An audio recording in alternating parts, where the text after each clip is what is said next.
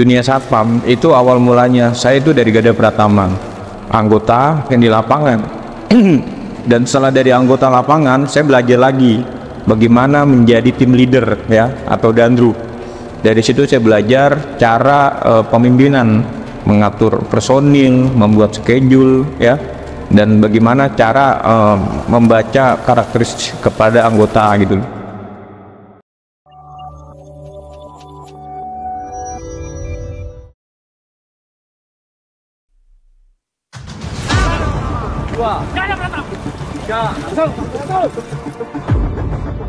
Ya, jadi untuk pelatihan Gada Pratama ini adalah pelatihan dasar ya, pelatihan dasar menjadi seorang satpam, dan diperuntukkan untuk calon satpam atau yang mau jadi satpam ataupun dia satpam yang sudah bekerja tapi belum pelatihan. Jadi untuk pelatihan Gada Pratama ini wajib bagi seluruh satpam.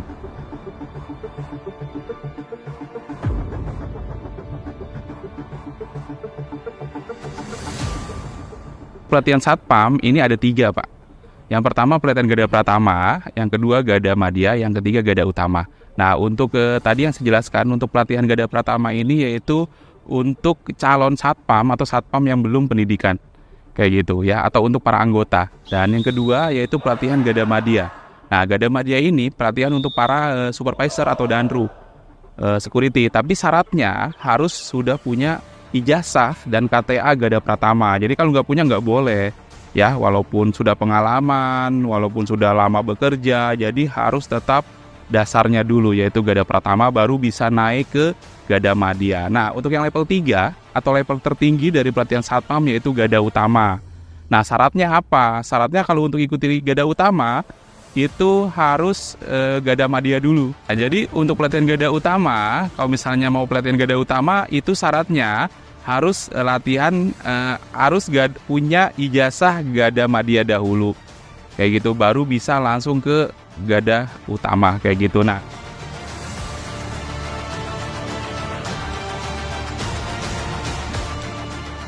spesialnya di Gada Utama ini apa?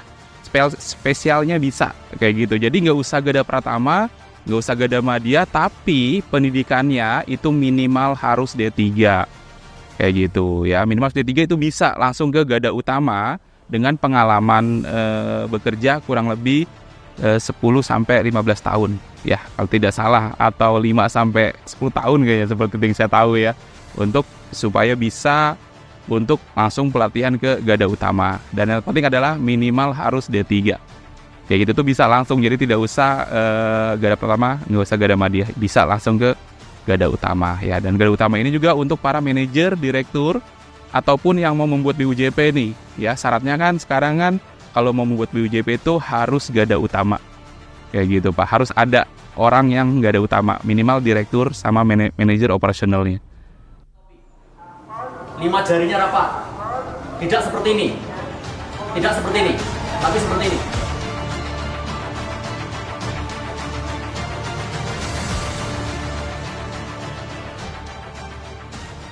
Gada Pratama ini para siswa dilatih untuk yang pertama mengenal dunia satpam, dan juga yang paling penting adalah seperti latihan baris berbaris, terus mengenal drill tongkat, ada borgol. Nah, untuk pembelajaran yang diberikan di Diklat Satpam Gada Pratama ini, yang pertama jelas itu ada materi-materi kelas, yang kedua ada materi lapangan.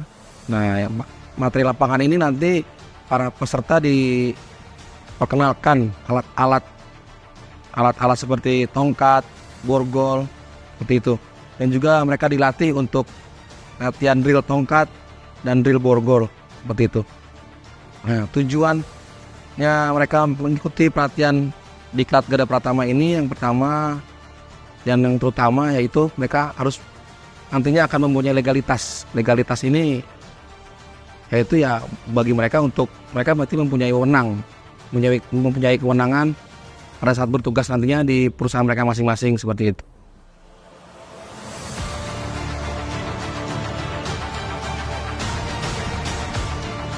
Di pelatihan Gada Pratama ini sebenarnya sih nggak jauh-jauh ya. Kalau satpam ini dari ilmu-ilmu kepolisian kayak gitu, memang satpam ini yaitu anak kandungnya dari polisi. Jadi hampir sama tugasnya sebenarnya untuk satpam ini sama polisi, cuman bedanya tempat, yaitu kewenangannya. Nanti ada di pelatihan satpam ini pelajaran namanya kewenangan kepolisian terbatas. Itulah yang membedakan kita sama polisi, yaitu di kewenangan kepolisian terbatas itu kita terbatas tempat. Nah, itu diajarkan di Gada Pratama. Terus ada juga nanti cara membuat laporan, terus teknik tangkap, ada KUHP juga, ya. Ini berhubungan sama pengetahuan, ya berhubungan sama skill, itu ada borgol tongkat sama bela diri untuk Gada Pratama. Nah, lebih lengkapnya nanti silakan dibaca-baca di Perpol, untuk materi-materinya banyak banget ya. Kurang lebih 140 jam pelajaran kayak gitu, ditempuh 14 hari pelatihan untuk Gada Pratama.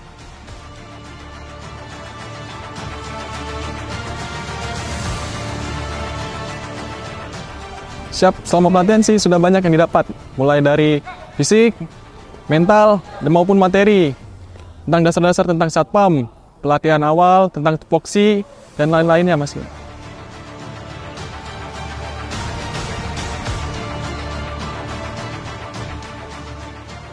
Wah, ini penting juga nih ya untuk uji kompetensi, karena kita membantu pemerintah nih ya, kan ada apa tuh, ada sebuah pemerintah yang kemarin tuh ya, Indonesia kompeten ya. Jadi kompeten itu bagaimana caranya, yaitu dengan mengikuti yaitu kompetensi ya. Kompetensi sendiri yaitu mengukur ya, mengukur kemampuan kita nih ya. Kalau misalnya kompetensi satpam, mengukur kemampuan satpam kayak gitu. Nanti di uji kompetensi itu yang akan kita ukur, yaitu ada namanya satpam harus bisa mengatur, harus bisa menjaga patroli, pengawalan. Terus ada juga di situ kayak TPTKP, pengamanan barang berharga. Nah, itu satpam itu harus bisa kayak gitu. Dan untuk uji kompetensi ini juga ada levelnya juga ya. Ada uji kompetensi Gada Pratama, Gada Madya, dan Gada Utama. Itu ada masing-masing yang akan diuji. Jadi berbeda. Kayak gitu tadi yang saya sebutkan, yaitu tentang uji kompetensi yang ada di Gada Pratama. Kayak gitu. Jalur Gada Pratama itu tidak jauh-jauh dari namanya Turjawali. Karena tugasnya anggota yaitu Turjawali.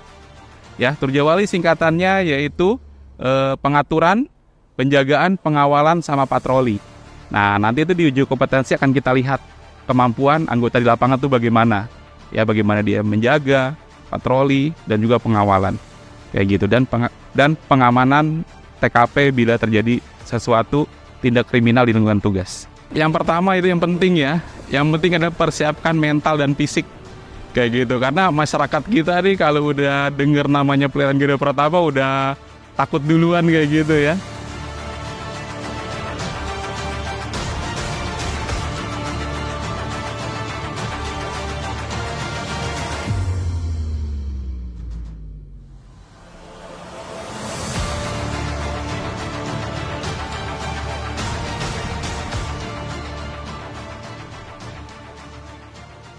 Nggak pernah nyesel sih buat jadi satpam.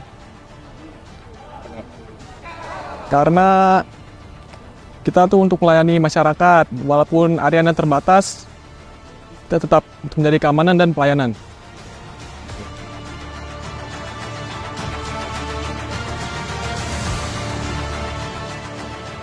Jadi yang pertama yaitu siapkan fisik dan mentalnya. Kayak gitu ya, karena memang jujur saja kalau Gada Pratama itu paling banyak kita di lapangan, Pak. Jadi berhubungan sama fisik kayak gitu ya. Kayak nanti ada PBB, nah itu bisa seharian tuh ya untuk latihan PBB, penghormatan. Terus ada juga borgol tongkat, nah itu bisa seharian. Jadi saya rasa kalau misalnya untuk Gada Pratama itu lebih banyak di lapangan ya. Ya, praktek-praktek kayak gitu ya. Beda sama Gada Madya itu ya lumayan lah ya, 50-50% kelas dan lapangan. Nah, apalagi untuk Gada Utama itu lebih ke manajerial untuk pelatihannya, jadi lebih eksklusif kalau untuk di Gada Utama. Ya, pesan-pesannya untuk yang mau menjadi satpam, persiapan fisik dan mental. Dan nanti jangan lupa pelatihan Gada Pratama untuk lebih mengetahui lagi tentang satpam.